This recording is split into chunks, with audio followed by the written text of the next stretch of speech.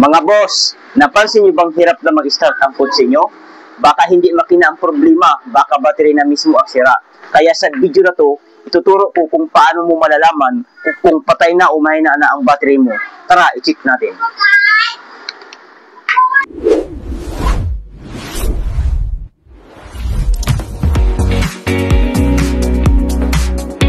Ang ingay ng mga bata sa harapan, naglalaro, mga kapitbahay. Yo mga boss, magandang araw o hapon o gabi kung saan man kayong lupalop sa mundo. So meron tayong battery dito na, ayan po, Enduro Motolite pang matagalan. Ayan po ang kanyang brand sa battery nito ay Enduro. Ang size sa battery nito ay NS40, 40 ampere hour, 12 volts, maintenance-free battery. Ibig sabihin, less hassle, hindi na kailangan na tutubigan pa kasi ang battery nito ay ready to use, disposable, maintenance-free. At once na ma-meet ang 2 to 3 years, automatic i-dispose na ang battery na ito. Sa madaling salita, papalitan na ng panibagong battery. So ito ay battery ng ating customer at papacheck niya kung ito ba ay good battery pa o patay na o ano. So kaya sa video na ito ay tuturo ko sa inyo. So unang-una na gagawin natin i-battery tester muna natin. So ito ang itsura ng ating battery tester. Hindi lang po ito basta-basta na battery tester ha. Ito po ay battery analyzer din. So sa mga hindi pa maalam kung saan ikakabit itong kulay pula na alligator clip ng battery tester o battery analyzer, dito po natin kakabit sa plus. Dito yun naman po plus sign. Ibig sabihin itong polarity na isang battery, yan po ang positive polarity ng battery. So dito po natin siya kakabit. Yan. Itong isa naman, kulay itim na alligator clip ng ating battery tester or battery analyzer, wala po ibang pagkakabitan dito. Dito talaga. Sa minus ay po. May sign naman siya na minus sign. Ibig sabihin, itong polarity ng isang battery, dyan natin siya ikakabit. Kasi yan po ang ground. Negative polarity ng isang battery. Yan. So, pansin natin, itong battery analyzer na ito or battery tester ay kusang nag-turn on. Wala na kailangan na pipindutin pa kasi kusa na siyang nag-turn on. Ayan, pansinin natin, 10.2 or 10.29 volts na lang ang reading sa voltahe ng battery nito. So kapag kaganyan, positive po na sira na po ang battery nito. So mamaya malalaman natin kasi gagamitan din natin siya ng battery load tester para makita nyo rin na totoo ang sinasabi ko na sira na talaga itong battery nito. Kasi ang battery load tester mamaya, siya mismo ang magsasabi kung itong battery na ito, kung good battery pa ba o sira na o patay ng battery. Yan. So, sisilipin muna natin yung kanyang CCA, kung ilan na nga bang CCA nito. Tap nyo lang ang OK.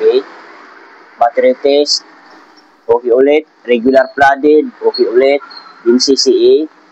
Then, nakasit up na siya sa 40 ampere kasi ang battery nito ay 40 ampere hour lang po ang capacity nito kasi po NS40 lamang ang size nito. So, i-OK na lang natin siya. So, ayan, testing na. Titigan ng mabuti, huwag kukurap. Boom! Pansinin natin. Ang nakalagay dito ay charge retest. Ang kanyang CC ay 45 CC na lang, napakababa. SOH, ano po ibig sabihin ng SOH? State of health niya ay 100%. Ang SOC, ay state of charge ay 0% na lang. Resistance 67.34, napakataas. So, kahit ang nakalagay dito sa battery analyzer ay charge retest, ibig po kasi sabihin ng charge retest ay kailangan mo daw na charge muna ang battery. Pagkatapos charge, after charging, i-observe natin, then it is ulit gamit ng battery analyzer. Pero mamaya malalaman natin gamit ang ating battery load tester. Ayan po. Tanggalin natin. So, kung napapansin natin, meron siyang sticker sa ibabaw. Itong battery na ito ay maintenance free, pero meron pa rin siyang tubig sa ilalim. So, tuklapin natin ito, babakpakin natin para i-check natin, kumustahin natin yung kanyang specific gravity tubig ng battery. So, alisin natin to. Ayan. Alis na siya. So, sa pagbukas nito, pwede kayong gumamit ng pera. Mabubuksan na natin ito. Ito po ang itsura. Ayan. Pera lang gamit ko. Counterclockwise lang po ang pagbukas nito, pagayan. Yan. Bubuksan na natin yan. Yan.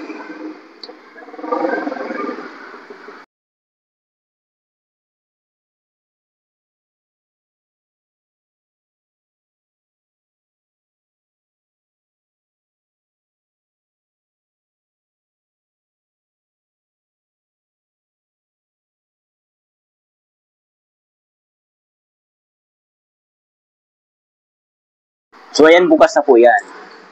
Silipin ko muna kung nasa tamang level pa ang tubig. So, wala na sa ayos. Ay, sorry. Wala na sa ayos ang kanyang tubig. Ito wala ng tubig ko. Kunti-kunti na lang. Kunti din. Susukatin natin. So, sa mga hindi pa maalam, hindi pa nakakaalam, ano po ba ang panukat na gagamitin natin dito sa tubig ng battery? Ito po. Yan. Ang tawag po dito ay hydrometer. Hydrometer tester po ang tawag sa panukat na to. So, mag-una tayo dito sa positive kasi ang arrangement dito sa bawat butas ng battery ay positive, negative, positive, negative, positive, negative. So, in short, negative po itong dulo.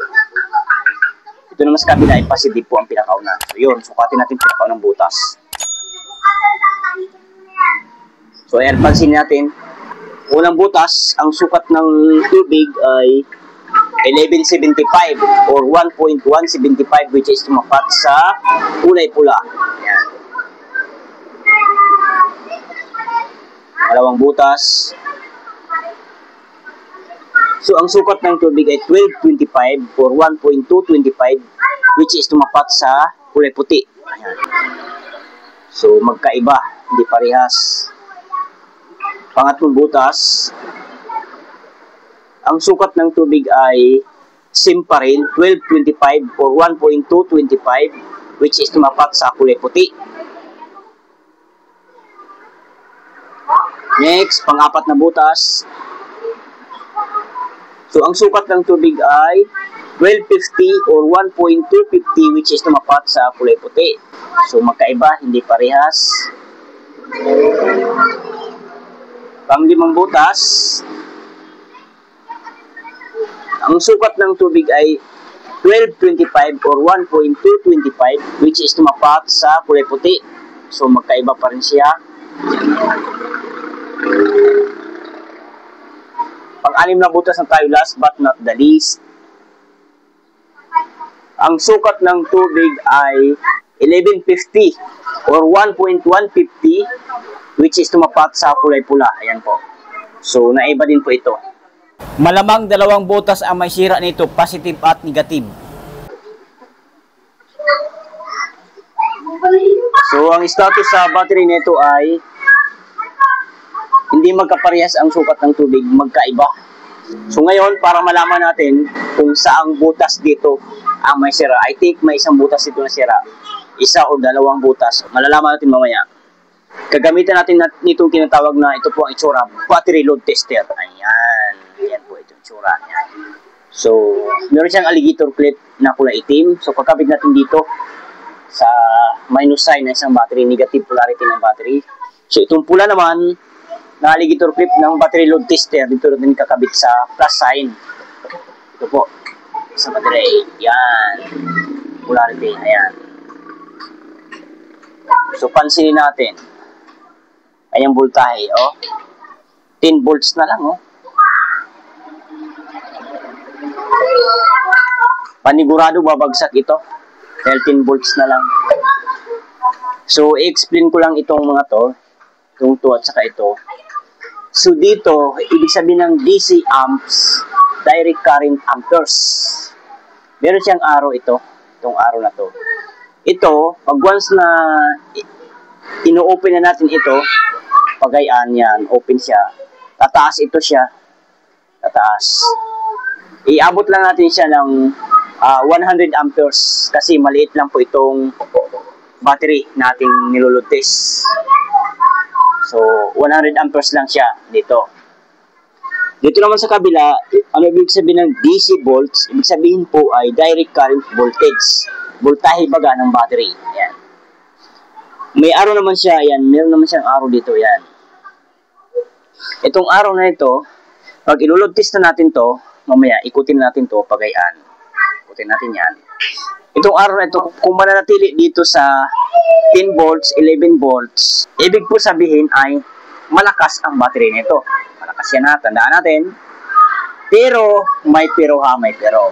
Kung itong arrow na ito ay magdadrop dito sa 9 volts, yan po, 9 volts po yan, 9 volts, 8 volts, pababa, ibig sabihin po, sira na po itong battery nating chine-check ngayon. Sana maliwanag po sa inyo ha. Test na natin.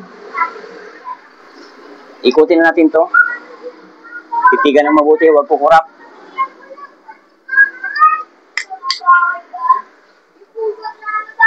Ayan. So, pansinin natin. Oh, di ba bumagsak oh. Replace nasa dito oh. 100 amperes po yan, din dito 3.8 volts na lang. Tapos dito, may kukulong tubig yan dito. Ayan, pansinin natin, ayan. Kumulo oh. Oh. Kumukulo siya. So, yun po ang sira. So, patayin na natin. So, ayan.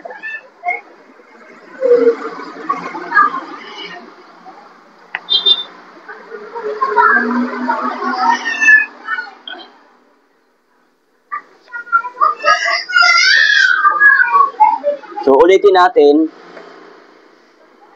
Kasi nakita ko dalawang butas ang sira eh. Ayan, ikutin pa natin ulit para makita nyo. Ayan. Ayan, sagad na yan. Ayan, pansinin nyo. Yan, isang kumulo. Ayan, ibig sabihin sira. Ayan, meron pa isa dito. Ayan po. Ayan, kumulo din yan. Oh. Yung apat ay hindi. So, dalawang butas po, positive na sira. Ayan. Ayan. So, patayin na natin to.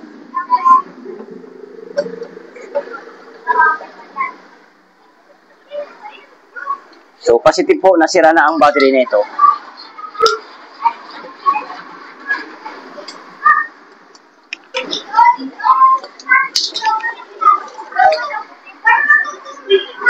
Ayan mga boss, sana nakatulong itong tips ni Kuya RM para malaman kung sira o mahina na ang battery ng sasakyan mo. Kung gusto mo pa ng ganitong mga battery tips at tutorials, huwag kalimutan mag-like, share at subscribe. Ako si Kuya RM para sa tip ni Kuya RM, sharing tips, rides, and real life moments.